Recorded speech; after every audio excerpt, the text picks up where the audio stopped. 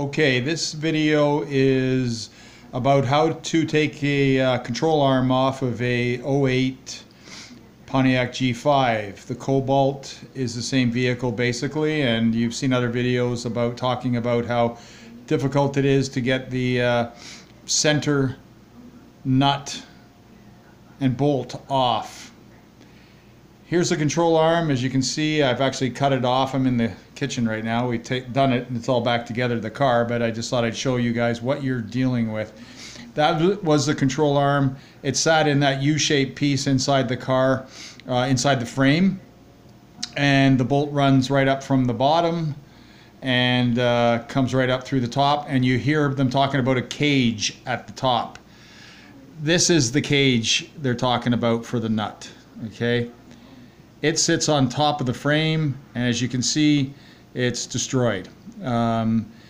You have to get up to the top, and you actually have to take a cold chisel and hammer that out, or I don't think a Sawzall will fit. We did a cold chisel, and that worked to get that out of there. What happens is, as you can see, I'll take this cage off, what it's locked in. That's what basically you're looking at up there, okay? That bolt is so corroded that it will not spin off. We live in central Ontario, lots of snow and salt. It's totally corroded.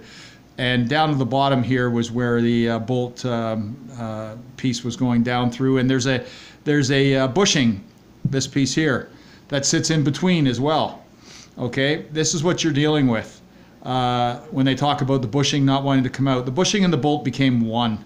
So even if you try to spin it out, the nut at the top, even if it is free, this will not come out of the bushing. Okay, the bolt will not come out of the bushing. Okay, when you turn it, it just spins with the bolt, and it won't come out between that U.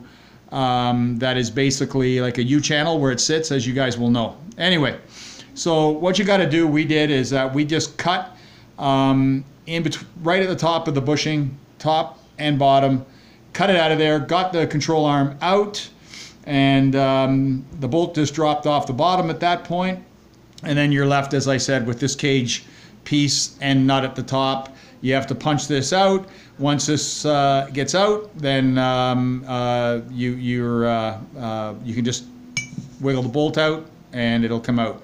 And that's the end of it. You get the whole thing out of there. Of course, you can't reuse any of this stuff anyway. We just used a, I believe, 9/16" bolt, 5-inch, put it all the way through with a washer on each end, and then a lock washer up at the top where the bolt is. You can get a wrench in there and tighten it down, no problem. That's the easiest way to go about this. As I said, this is completely corroded. The problem with this as well is that when you spin it, if the bolt is spinning, chances are pretty good that this cage thing has broken one of its legs, which allows the bolt to just spin. So then it's garbage, as I said. That's what you're dealing with up there where you can't see. And the other recommendation is we had to do a half shaft anyway. Take the half shaft out, it's easy. You will be able to get up and look from the front looking back up where the half shaft sits. You will get a good look at the top where this assembly is, what I'm talking about. I hope this made it a little easier for you. As I said, it was a real pain in the butt for us, having to Sawzall that bolt out, get everything out, and then chiseling away. It is a pain.